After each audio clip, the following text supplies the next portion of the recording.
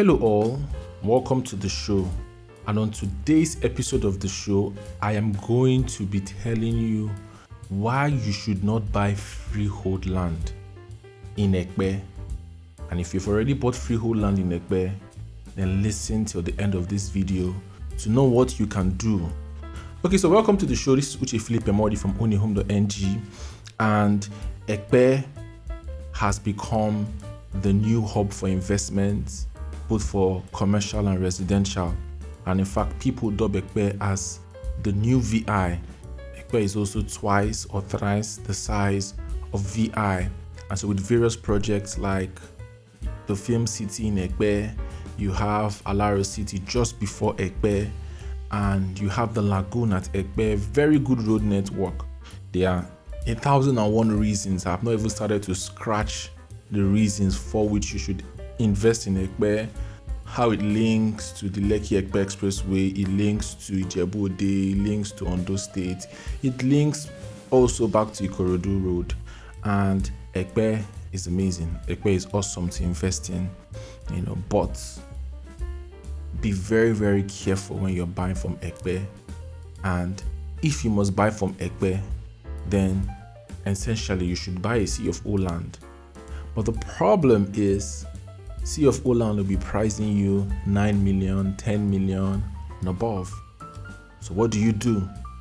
The only other title, or so to speak, status of land that people would go for is freehold. So freehold is not a land title. Freehold is a land status. So freehold means that the land is not under any acquisition, any encumbrance, or belong to any entity outside the person that owns it, that is documented, that owns that land. So that's what freehold. Freehold is a status. So if you ask for a title of the land and they tell you freehold, that is not a title. And you should not just buy because somebody tells you it is a freehold land. That is not a title. You need to ask other questions, and the questions you should ask is there a survey, a registered survey on this land? That's the next thing I should ask. And, do they have an approved layout in that estate? Then you also need to ask, are they working on the C of O? You need to know something because of our Land Use Act, and the fact that all of the land in the state is held in trust of the governor.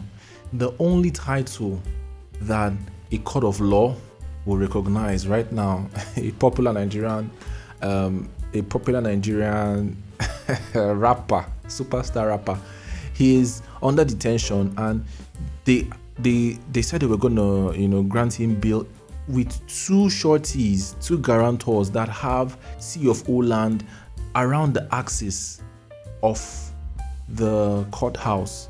And so the only recognizable title that you've satisfied everything that you need to satisfy is the C of O. Without the C of O, you cannot take a mortgage, you cannot take a loan.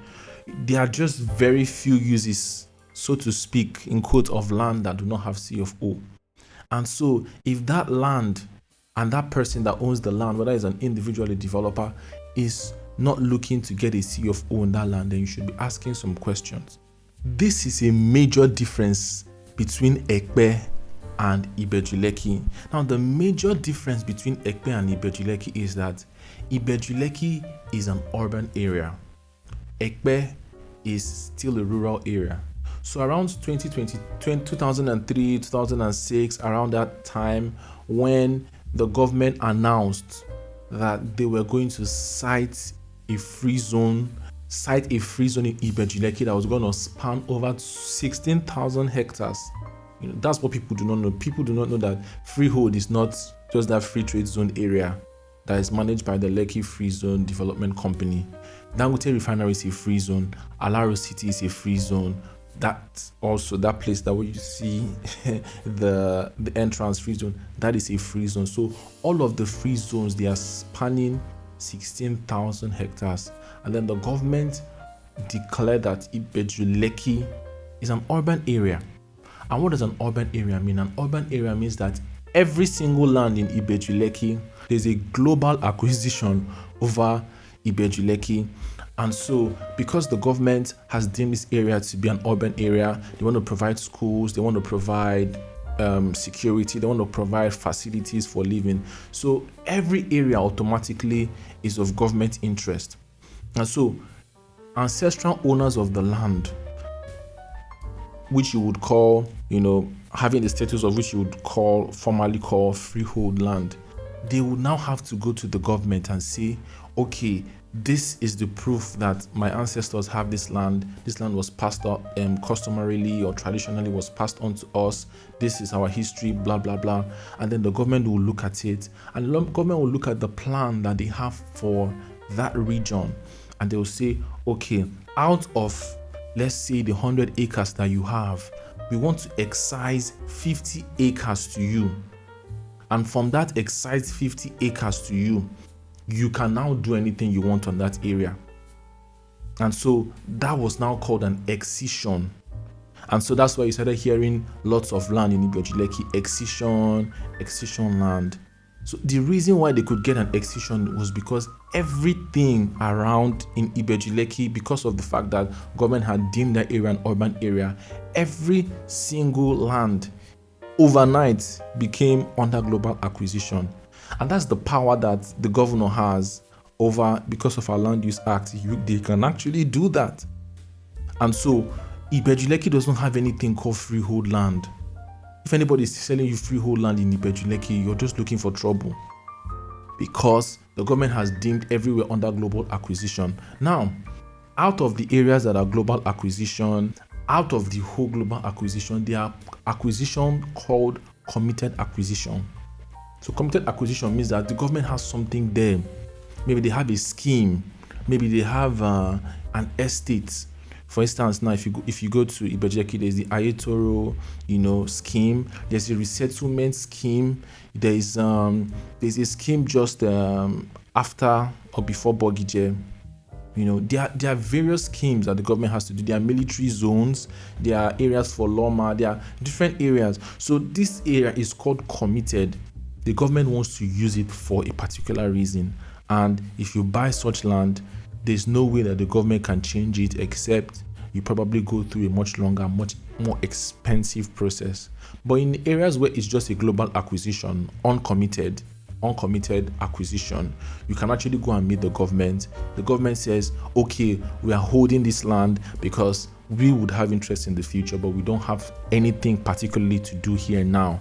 And then you can get that land moved from whatever status it is, and it changes and it becomes free for you, freehold for you.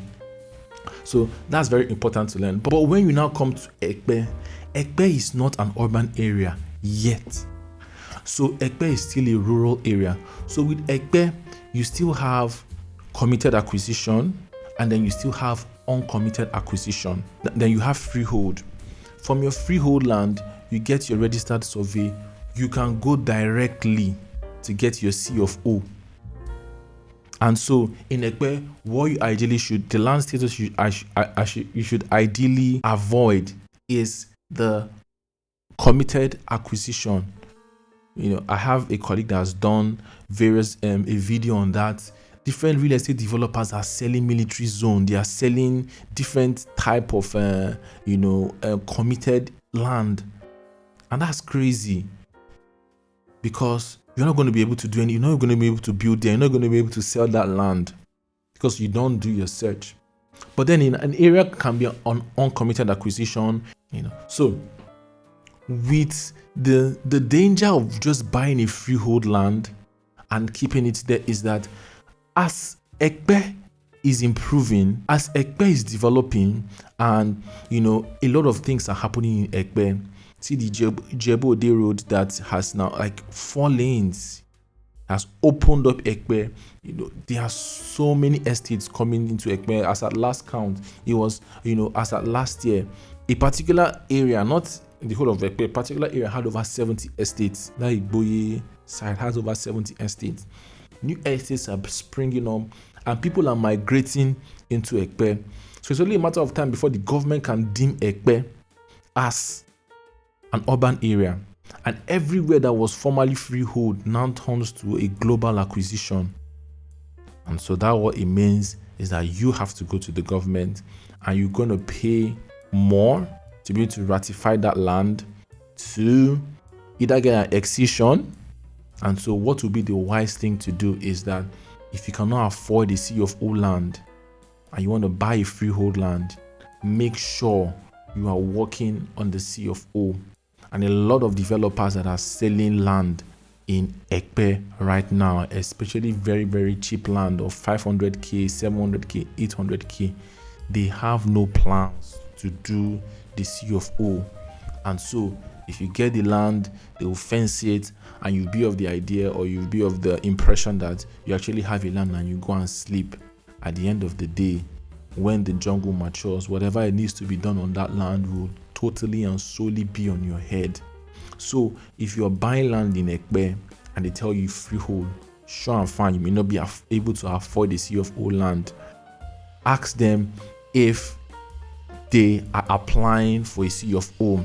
In fact, when you hear freehold, the next thing the developer is supposed to say is C of O in view. And if they don't have C of O in view, it means that they are just leaving you to take under that enormous task of going to get your C of O yourself, which you would have to do. Get your C of O yourself. And the thing about getting your C of O yourself is that people that are going for cheap land, 500k, 700k, they are not necessarily thinking of another extra 1 million, 2 million that they're going to spend down the line. They're not thinking of it.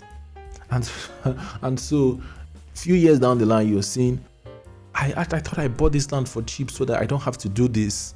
So be very, very careful of the fine print. Ask for a file number. Because some people too, they will tell you, there's a freehold land.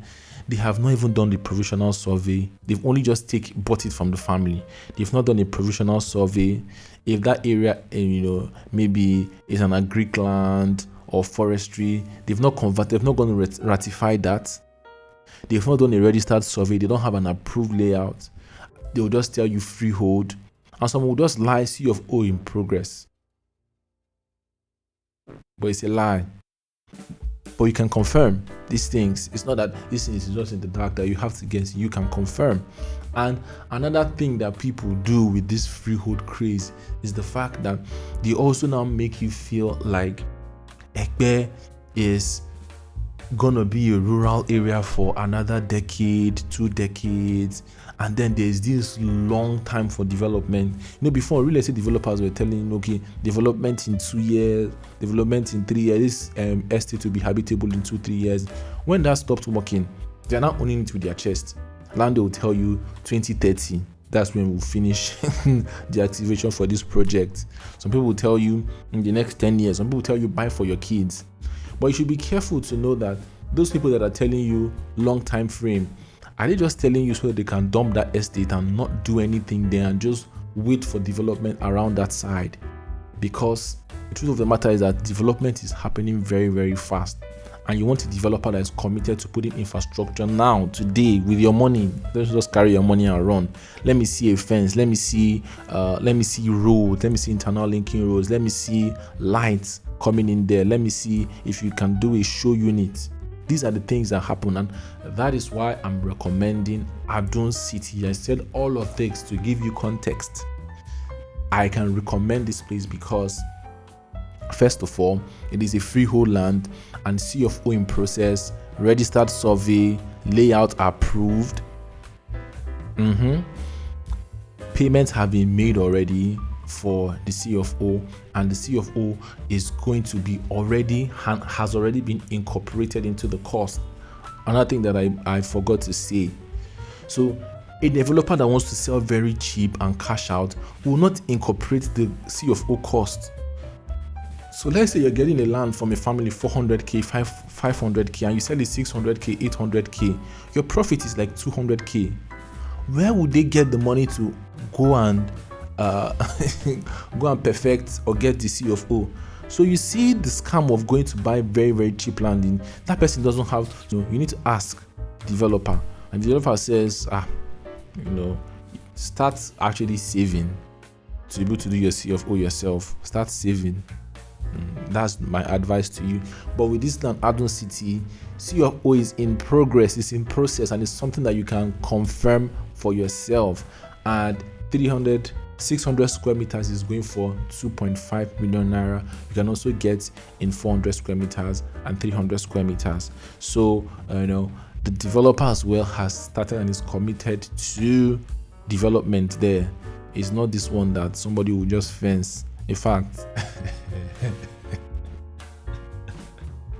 we are sharing fence with somebody, a developer that said that they are not going to touch that place for another 10 years and they will see how things go. So that's the important thing you need to know about freehold in Epe. And if you still want to buy freehold, and if you're looking for an affordable land of 2.5 million all inclusive, you just hit us up and book for inspection and get this land in Adon City. It's called the sweetness of nature. Everybody's going green right now, and there's even a 3 trillion naira slush fund for green initiatives. So that's why most of these developers are doing green estates, where you see they can also attract some foreign investors, and of course global warming and stuff like that. Thank you so very much for watching. This is Uche Philip Emodi from Ownahome.ng. Kindly like, kindly share, kindly subscribe, kindly drop your comment. What do you think? What extra stuff do you have to add? And I will see you at the very next video. Bye bye.